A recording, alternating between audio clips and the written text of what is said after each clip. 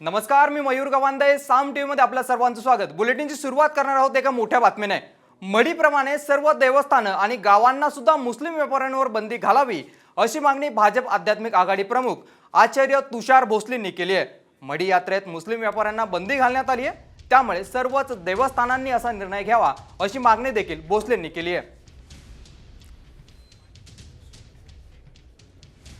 महाराष्ट्रातल्या अन्य देवस्थानांना आणि गावांना आमचा आग्रह आहे की या निर्णयाची आपण सुद्धा अंमलबजावणी करावी.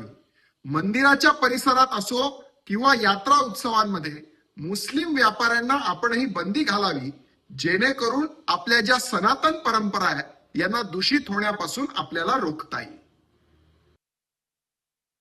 वळत पुढच्या एका मोठ्या बातमीकडे. जगद्गुरू रामानंदाचार्य स्वामी नरेंद्राचार्य महाराज यांच्याबद्दल काँग्रेस नेते विजय वडेट्टीवार यांनी आक्षेपार्ह विधान केलंय. या आक्षेपार्ह विधानाचा जाहीर निषेध करण्यासाठी नाशिक आणि पुण्यात आंदोलन करण्यात आले. नरेंद्राचार्य महाराज यांच्या भक्तांनी आंदोलन करत वडेट्टीवार यांच्या प्रतिमेला जोडे मारत आंदोलन केलंय. जिल्हाधिकारी कार्यालयासमोर हे आंदोलन करण्यात आलंय.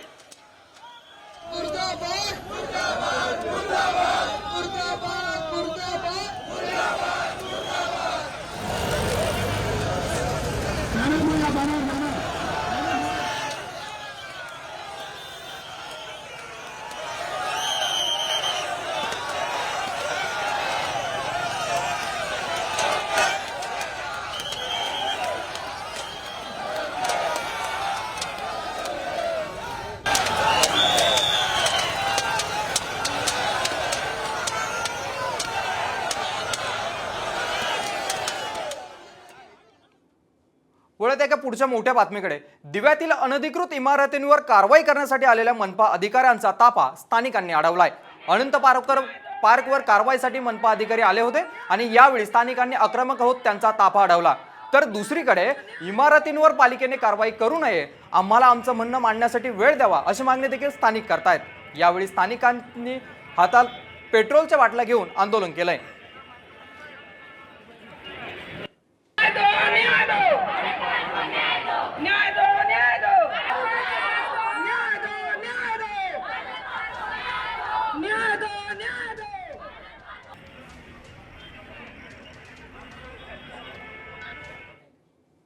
आता अक्षय शिंदे संदर्भात एक मोठी बातमी येते. बदलापुरातील अक्षय शिंदे एन्काउंटर प्रकरणी आता सुनावणी 28 फेब्रुवारीला होणार आहे. मुंबई उच्च न्यायालयात सुनावणी ही पार पडली. उच्च न्यायालयात प्रकरण असताना ठाणे सत्र न्यायालयात संजय शिंदेंनी कशाच्या आधारावर रिव्हिजन दाखल केली असा सवाल अक्षय शिंदेचे वकील अमित यांनी केलाय. त्यावर आता शुक्रवारी सुनावणी होणार आहे.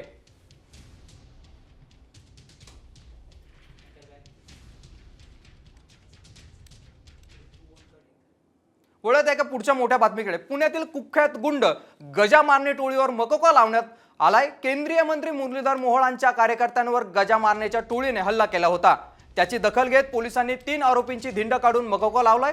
ओम जिज्ञासू, किरण पडवळ आणि कुणाल तापकीर अशी या आरोपींची नावं आहेत. पुण्यातील कोथरूड परिसरात भेलकेनगर भागात एका मिरवणुकीदरम्यान कुख्यात गुंड गजा मारण्याच्या टोळीतील तिघांनी IT इंजिनियर देवेंद्र जोग आणि यांना बेदम मारहाण केली होती.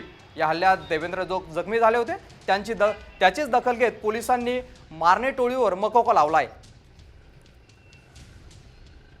कोणी क्रिमिनल जोपर्यंत शांत आहे, आम्ही रिपीट वारंवार करतो याच दृष्टीने की जर शांत आहे तर त्यांच्यावर आम्ही मेनस्ट्रीमला आणण्यासाठी पूर्णपणे प्रयत्न करू.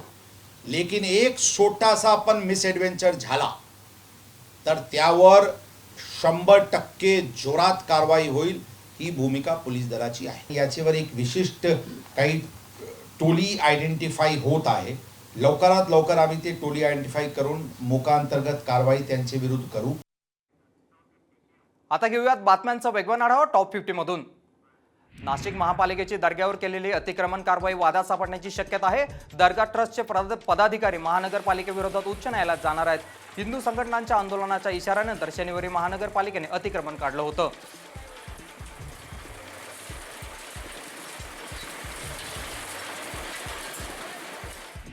उमरगा बस स्थानकातून कर्नाटकात जाणाऱ्या एसटी बसेस दुसऱ्या दिवशीही बंदच आहेत. कर्नाटक राज्यातील चित्रदुर्ग येथे एसटी अडवून काही समाजकंटकांनी एसटी चालकाला धक्काबुक्की करत काळे फासण्यात आलं होतं आणि त्यामुळे कर्नाटकात बसेस आता बंद ठेवण्यात आलेले आहेत.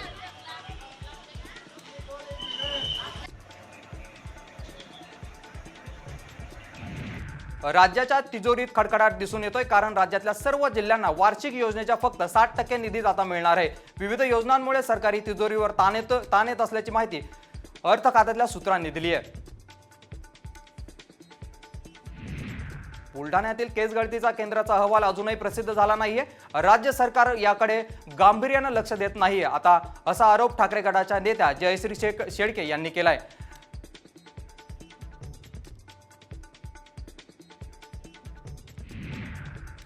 पीएफ संदर्भात केंद्र सरकारनं मोठी घोषणा करणार आहे, त्यामुळे 7 कोटी खातेधारकांना या आठवड्यात गुड न्यूज मिळण्याची शक्यता आहे.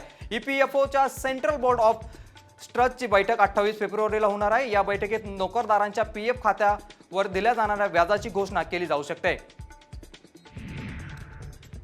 मुंबईच्या विषारी हवेमुळे कॅन्सरचा धोका वर्तवला जातोय. दिल्लीनंतर आता वायू प्रदूषणाने मुंबईत कहर झालाय. यामुळे कॅन्सरचे रुग्ण वाढत असल्याची धक्कादायक माहिती मुंबईच्या डॉक्टरांनी दिली आहे. सायन, चेंबूर, माझगाव, गोरेगाव, malaड, बोरिवली, दहिसरमध्ये हवा दिवसेंदिवस विषारी बनत चालली आहे. मुंबई नाशिक महामार्गावर जुन्या कसारा घाटात रस्ता दुरुस्तीचं काम केलं जाणार आहे. या दुरुस्तीच्या कामासाठी पुढील 6 दिवस ट्रॅफिक ब्लॉक घोषित करण्यात आलाय. आजपासून 27 फेब्रुवारी आणि 3 मार्च ते 6 मार्च या 2 टप्प्यात जुना कसारा घाट रस्ता दुरुस्तीसाठी बंद राहणार आहे. जळगावमध्ये 10वीच्या सीबीएसई परीक्षेत सर्रासपणे कॉपी सुरू असल्याचं समोर आलंय. शिक्षकच कॉपीला प्रोत्साहन देत असल्याचा प्रकार उघड झालाय. शिक्षिका प्रश्नपत्रिकेच्या मोबाईलमध्ये फोटो काढून प्रश्नांची उत्तरं लिहून देत आहेत. जळगाव जिल्ह्यातील यावल तालुक्यातील किनगाव येथील नेहरू विद्यालय केंद्रात कॉपीचा हा प्रकार समोर आलाय.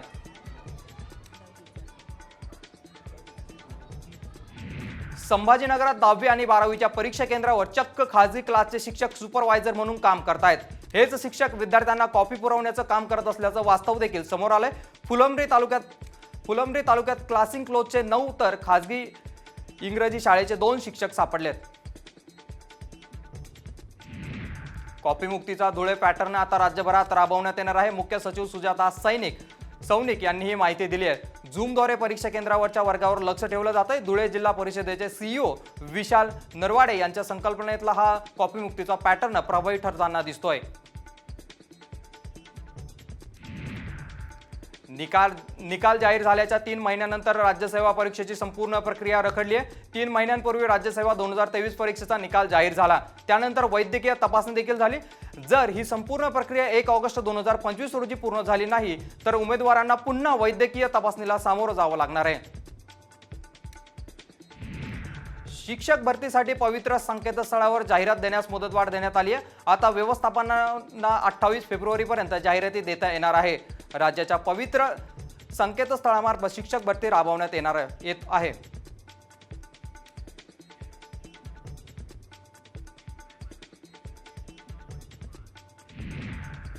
वळ्यात एका पुढच्या मोठ्या महत्त्वाच्या बातमीकडे. अखिल भारतीय साहित्य संमेलनाचे माजी अध्यक्ष डॉक्टर श्रीपाल सबनीस यांच्या ब्राह्मण समाजावरील वक्तव्यावरून राज्यात वाद पेटण्याची चिन्ह आहेत. देशातील चातुर्वर्ण्य व्यवस्थेच्या मुळाशी ब्राह्मण आहेत. माझ्या पूर्वजांनी केलेल्या चुकांबद्दल आपण माफी मागत असल्याचं डॉक्टर सबनीस यांनी म्हटलंय. यासोबतच नथुराम गोडसे हा नीच आणि नालायक ब्राह्मण होता. त्यानेच महात्मा गांधीजींना ठार केलं. ते अकोला जिल्ह्यातील अकोट येथील श्री शिवाजी महाविद्यालयात आयोजित डॉक्टर विलास तायडे लिखित वाङ्मय विलास गौरव ग्रंथ आणि बैलबंडी ते हवाई दिंडी या 2 पुस्तकाच्या प्रकाशनाच्या सोहळ्यात बोलत होते. त्यांच्या या वक्तव्याची सध्या चांगलीच चर्चा रंगली आहे. या देशाच्या चातुर्वर्ण्य व्यवस्थेच्या निर्मितीमध्ये ब्राह्मणांचं मोठं योगदान आहे आणि हे कुठल्याही कारणासाठी निर्माण करू याचं समर्थन कुठलाही सुबुद्ध असा माणूस करणार नाही. आणि म्हणून कल्चरल करप्शनचं हे भारतातलं उदाहरण हे संबंध वर्ण व्यवस्थेमध्ये दिसत असताना त्याला कट्टर विरोध करणारे बाबासाहेब मात्र हे अत्यंत स्वातंत्र्य आणि समतेचा विचार करतात. साई भक्तांना दर्शन रांगेतच मोफत भोजनाचे कुपन मिळणार आहे. या निर्णयाचं भाविकांनी स्वागत केलंय. आज पहाटे काकड आरतीनंतर कार्यकारी अधिकारी गोरख गाडीलकर यांनी या योजनेला सुरुवात केली आहे. दर्शन रांगेतून येणारे भक्त आणि संस्थानाच्या निवासस्थानात वास्तव्य करणाऱ्या भक्तांनाच याचा लाभ घेता येणार आहे.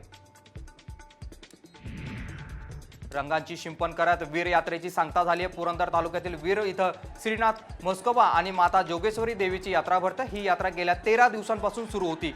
काल दुपारी देवीच्या अंगावर रंगांचं शिंपण करण्यात आलं. यानंतर तोच रंग भाविकांच्या अंगावर टाकण्यात आला.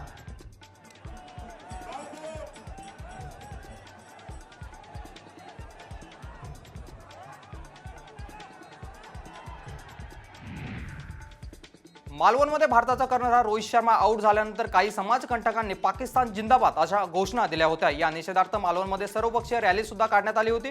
यावेळी मालवण पोलिसांना निवेदन देखील देण्यात आलंय.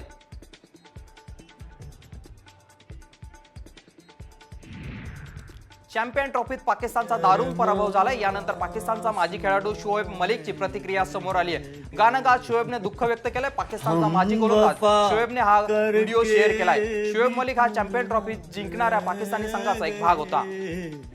ये एनालिसिस है आपका जी? तुम्हारा क्या एनालिसिस है फीजी? रह गए चल कोई बात नहीं. रिजा पैनल हाँ जी. अब तो आदत सी है. प्रोग्राम बढ़ गया. पाकिस्तानी चाहते प्रचंड भडकलेत. एका चाहत्याने संपूर्ण पाकिस्तान टीमवर आपला संताप व्यक्त केलाय. भारत आणि पाकिस्तान मधले मॅच पाहण्यासाठी हजारो चाहते दुबईत गेले होते. मात्र विराट खेळीसमोर पाकिस्तानी टीमने नांगी टाकली. याच कामगिरीमुळे चाहते प्रचंड संतापले असून त्याचे व्हिडिओ सोशल मीडियावर व्हायरल होत आहेत. एक चीज तो है जो हमें खुशी देती है और हमारे मुल्क में क्या है ऐसा जिससे हमें खुशी मिलती है और तुम लोगों ने उसको भी बेड़ा कर दिया. निकलो यार. आज भी मैं आया स्पोर्ट करने. अभी भी आप मुझे बोल रहे हैं कि मैं इन लोगों को दुआएं दूं. मैं इन लोगों को दुआएं दूं. पागल. महाकुंभात प्रसिद्ध झालेल्या IIT बाबाची भविष्यवाणी सपसेल खोटी ठरली आहे. भारत पाकिस्तान खेळात पाकिस्तानी विजय होईल असं बाबाने सांगितलं होतं. आता सोशल मीडियावर बाबाची खिल्ली उडवली जाते. अब भगवान बड़े हो गए, तुम बड़े हो, अब देखा जाएगा. थिंक कि क्या बाबा जी ने जो बोला है, ठीक है, कि वो ट्रू होगा कि नहीं, आप लोग बताओ. पहले से आता एक मोठी बातमी. विकी कौशलच्या छावा चित्रपटाचा सर्वत्र धुमाकूळ आपल्याला पाहायला मिळतोय. छावाने आतापर्यंत बॉक्स ऑफिसवर अनेक रेकॉर्ड तोडलेत. आता छावाने तानाजीला देखील मागं टाकले. 281.57 कोटींची करत छावा बॉक्स ऑफिसवर धमाकेदार रेकॉर्ड्स मोडत आहे. अजय देवगणच्या तानाजीच्या कमाईचा रेकॉर्ड मोडत छावाने त्याला देखील पिछाडीवर टाकले. छावाने अवघ्या 9 मिनिटात तानाजीचा द अनसंग वॉरियरचा एकूण कमाईला मागं टाकलंय. अजय देवगणच्या या चित्रपटाने बॉक्स ऑफिसवर 279.60 कोटी रुपयांची कमाई केली होती.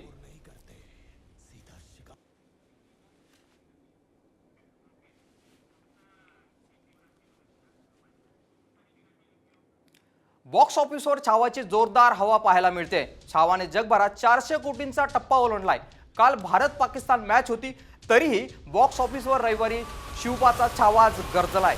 संभाजी महाराजांच्या शौर्याच्या गाथेवर आधारित छावा सिनेमा आहे. त्यामुळे प्रेक्षकांनी जोरदार प्रतिसाद देखील दिलाय.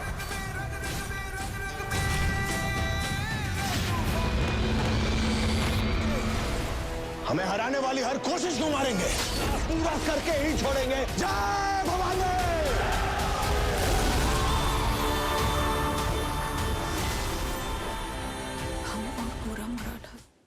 आता कुंभमेळ्या संदर्भातल्या बातम्या. पर्यावरण मंत्री पंकजा मुंडेंनी आज महाकुंभ मेळ्यात हजेरी लावली. यावेळी त्यांनी शाही स्नान केलं. महाकुंभ मेळा अजून 2 दिवस आहेत. त्यामुळे अनेक सेलिब्रिटी नेते मंडळी देखील महाकुंभ मेळ्यात हजेरी लावत आहेत.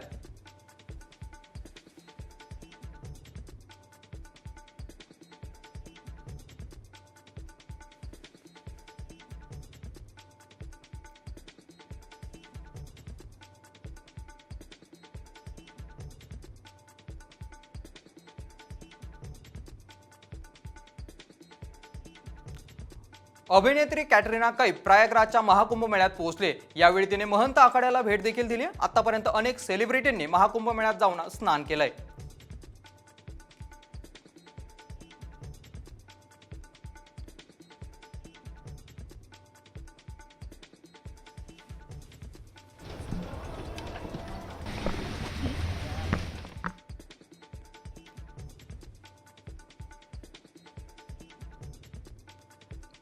खिलाडी अक्षय कुमारनेही महाकुंभ मेळ्यात हजेरी लावली आहे. सर्व भाविकांप्रमाणे त्यानेही शाही स्नान केलंय. यावेळी अक्षय सोबत पोलीस अधिकारी विश्वास नांगरे पाटील देखील उपस्थित होते.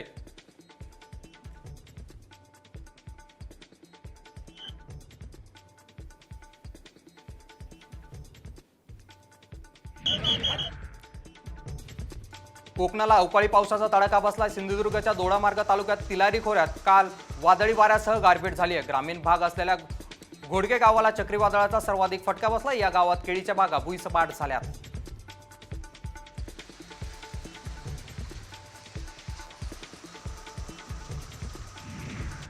जळगावमध्ये पुरातन महादेव मंदिरातच चोरी झाली. महादेवाच्या पिंडीवरील नाग, सोन्याचा पत्रा यासह त्रिशूलाची चोरी झाली आहे. चोरचा सीसीटीव्ही कॅमेऱ्यात कैद झालाय. या संपूर्ण प्रकाराची चौकशी भाडगाव पोलीस करत आहे.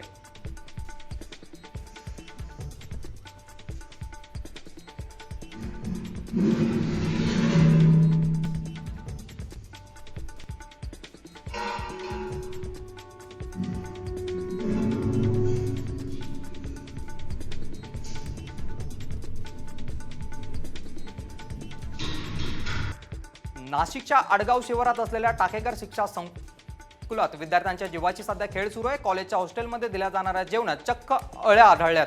मेस चालकांवर कॉलेज प्रशासनाकडून अद्याप कारवाई झाली नसल्याचा आरोप विद्यार्थ्यांनी केलाय.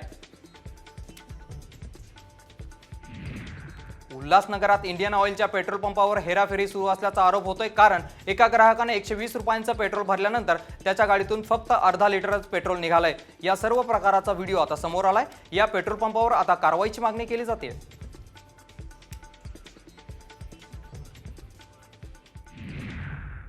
यूट्यूबर रणवीर अलाहाबादीची चौकशी संपली आहे. रणवीरने आज महाराष्ट्र सायबर सेल समोर हजर झाला होता. नवी मुंबईतल्या कार्यालयात अलाहाबादीची चौकशी झाली आहे. इंडियाज गॉट लेटंट शोमध्ये रणवीर अलाहाबादीने केलेल्या वक्तव्यानं एक वाद निर्माण झाला होता. हास्य कलाकार आशिष चंचलानी देखील महाराष्ट्र सायबर सेल समोर हजर झाला होता. इंडियाज गॉट लेटंट कार्यक्रमातील हा वाद होता आणि अलाहाबाद या सायबर सेल समोर आता हजर झाला होता आणि त्याची चौकशी आता संपलेली आहे. नवी मुंबईतल्या कार्यालयात रणवीरची चौकशी करण्यात आली आहे. इंडियाज गॉट लेटंट कार्यक्रमामध्ये हा वाद झाला होता आणि या प्रकरणी अलाहाबादेची सायबर सेलने चौकशी केलेली आहे आणि ती चौकशी आता संपलेली आहे. के मार्गदर्शन में वो भी पूरी सुरक्षा व्यवस्था तैनात है. इतने मतलब 1.5 महीना हुआ ना थके हो, बिल्कुल ना सोते हैं ना थकते हैं. ये ऐसी टीम काम कर रही है. हमने देखा जब हेलीकॉप्टर से आए तब देखा पूरी जगह सब जगह ये सब भक्त ही भक्त हैं. सब नागरिक दिख रहे हैं, सब जनता दिख रही है. सब लोग यहाँ पर एक बहुत बड़ा सैलाब है लोगों का. ये अद्भुत है, ये अद्भुत है. सर 60 करोड़ से ज़्यादा लोग अब तक स्नान कर चुके हैं. अभी मेला खत्म होने में 3 दिन बचा है और लोग आने की संभावना. किस तरह से इसको देख रहे हैं? 60 करोड़ इसका मतलब ये हमारे देश के आधी लोक संख्या हो गई, बराबर है. और यहाँ से जाएंगे तो ये गंगा मैया का पवित्र पानी भी लेके जाएंगे, तो वो बाकी जो है उनको भी दे देंगे. तो पूरे देश में इस महाकुंभ का जो पवित्र ऊर्जा है वो पहुंच जाएगी और ये देश आगे बढ़ेगा, देश तरक्की करेगा, देश विकास करेगा. और इसलिए मैं मोदी जी को इसलिए मैं धन्यवाद देना चाहता हूँ कि देश को महासत्ता बनाने के लिए कगार पर हो है. देश को आर्थिक महासत्ता बनाना है. इसी के साथ आध्यात्मिक जो प्रतिष्ठान है उसे भी महासत्ता बनाने का काम, जो आध्यात्मिक प्रतिष्ठान है, ये सामाजिक प्रतिष्ठान है, ये सांस्कृतिक प्रतिष्ठान है, हमारी संस्कृति है, हमारी परंपरा है, उसे भी आगे बढ़ाने का काम आदरणीय मोदी जी देश में कर रहे हैं. और यहाँ पर योगी जी हमारे इस काम को आगे बढ़ा रहे हैं. इसलिए मैं उनको बहुत बहुत धन्यवाद. बहुत हमारे मंत्री है, सब कुछ है, बहुत खुशी है.